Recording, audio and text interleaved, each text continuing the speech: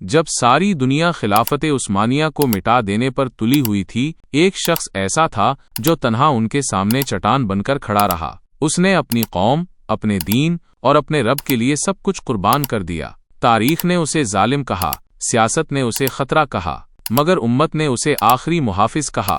وہ کوئی عام بادشاہ نہ تھا، وہ تھا سلطان عبدالحمید ثانی۔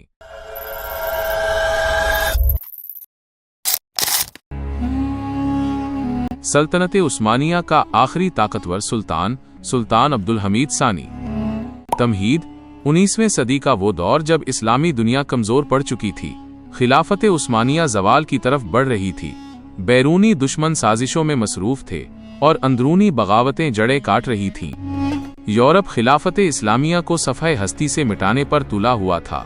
ایسے میں ایک مرد مجاہد نے تخت خلافت سنبھالا، جس نے نہ صرف سلطنت کو ٹوٹنے سے بچایا بلکہ اسے نئے طرز پر منظم کرنے کی کوشش کی۔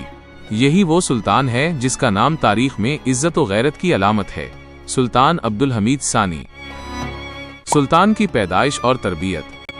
سلطان عبدالحمید ثانی 21 ستمبر 1842 کو استنبول کے توپ قاپی محل میں پیدا ہوئے۔ ان کے والد سلطان عبدالمجید اول تھے۔ چھوٹی عمر ہی میں ان کی والدہ کا انتقال ہو گیا، جس کے بعد ان کی پرورش ان کی چچی نے کی۔ سلطان عبدالحمید کو بچپن سے علم، ادب، دینیات، تاریخ اور سیاست میں گہری دلچسپی تھی۔ انہیں قرآن پاک، حدیث، فقہ، ترکی، عربی، فارسی، فرانسیسی اور انگریزی زبانوں پر عبور حاصل تھا۔ ان کی شخصیت میں سادگی، متانت اور وقار نمایاں تھا۔ تخت نشینی۔ 1876 میں سلطان مراد پنجم کو ذہنی بیماری کے باعث معزول کر دیا گیا اور عبدالحمید ثانی سلطنت عثمانیہ کے 34ویں سلطان کے طور پر تخت پر بیٹھے۔ جب وہ تخت پر آئے تو سلطنت انتشار کا شکار تھی۔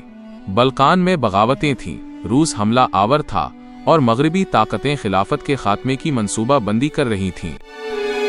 پہلا کام، آئینی حکومت اور عدل کا نظام۔ سلطان نے آتے ہی ایک نیا آئین جاری کیا جس کے تحت پہلی بار عثمانی پارلیمنٹ قائم ہوئی۔ انہوں نے عدل، تعلیم، صحت اور انتظامی اداروں کو بہتر بنانے کا آغاز کیا۔ انہوں نے ہر قوم اور مذہب کے لوگوں کو انصاف فراہم کیا، چاہے وہ عیسائی ہوں یا یہودی، سب کے لیے قانون یکساں تھا۔ تعلیم کا انقلابی نظام۔ سلطان عبدالحمید ثانی نے تعلیم پر خاص توجہ دی۔ 6000 سے زائد اسکول قائم کیے۔ ہر شہر اور بڑے دیہات میں ابتدائی، ثانوی اور اعلیز تعلیمی ادارے قائم کیے گئے۔ طب، زراعت، انجینئرنگ اور ملٹری کالجز کو جدید خطوط پر استوار کیا گیا۔ دینی تعلیم کو مرکزی حیثیت دی گئی اور مدارس کو سرکاری سرپرستی حاصل ہوئی۔ ریلوے منصوبہ، خلافت کو جوڑنے کی کوشش۔ سلطان کا ایک عظیم کارنامہ حجاز ریلوے تھا، جو دمشق سے لے کر مدینہ تک بنائی گئی۔ اس کا مقصد حجاج کرام کو آسانی سے حرمین شریفین تک پہنچانا تھا۔ یہ ریلوے خلافت عثمانیہ کے اتحاد، اسلام سے محبت اور مسلم دنیا کو جوڑنے کی زندہ مثال تھی۔ برطانیہ اور فرانس نے اس ریلوے کو خلافت کے لیے خطرہ قرار دیا۔ فلسطین کا سودا نہ کرنے والا سلطان۔ یہی وہ سلطان ہے جسے ہرتزل یہودی لیڈر نے لاکھوں سونے کے سکے دینے کی پیشکش کی، صرف اس شرط پر کہ فلسطین زمین یہودیوں کو دے دی جائے۔ سلطان نے دو ٹوک الفاظ میں جواب دیا، یہ زمین میرے جسم کا حصہ ہے، میں اسے تمہیں کبھی فروخت نہیں کروں گا، خلافت ختم ہو جائے، مگر میں مسجد اقصیص کا سودا نہیں کروں گا۔ یہ جملہ آج بھی مسلمانوں کے دلوں میں غیرت جگا دیتا ہے۔ مغرب کی سازشیں اور اندرونی غدار۔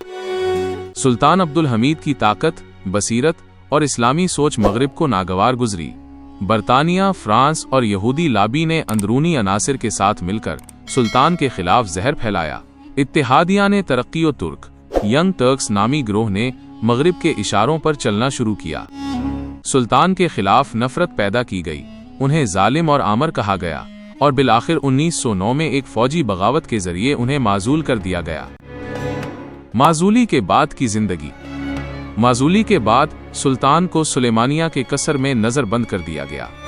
انہوں نے تمام عمر قید میں گزار دی، مگر کبھی اپنی خلافت کی بے حرمتی نہ کی اور کبھی ظالموں کے خلاف شکایت نہ کی۔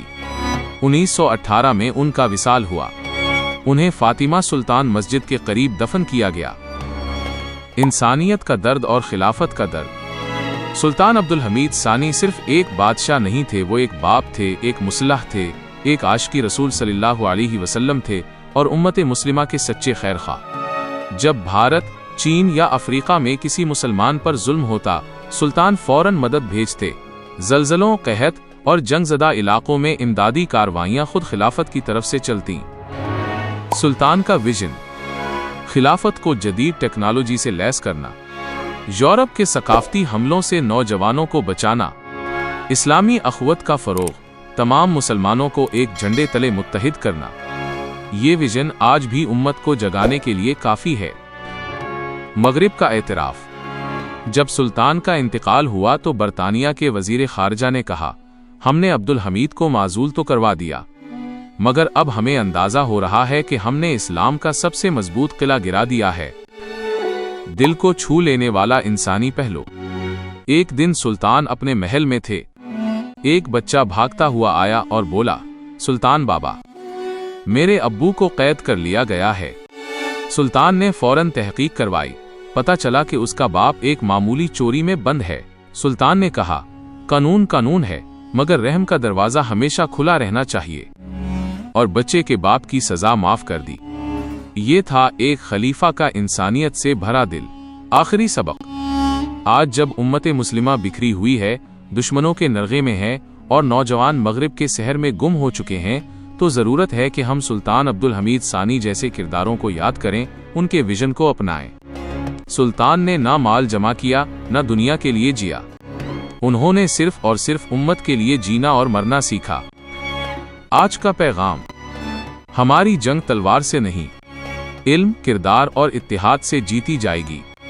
हमें भी अब्दुल हमीद सानी बनना है, इस दौर के गुमराह माहौल में रोशनी की एक किरण। अगर आपको ये वीडियो पसंद आए तो लाइक करें, कमेंट्स में अपनी राय दें और मज़ीद दिलचस्प वीडियोस के लिए चैनल को सब्सक्राइब ज़रूर करें।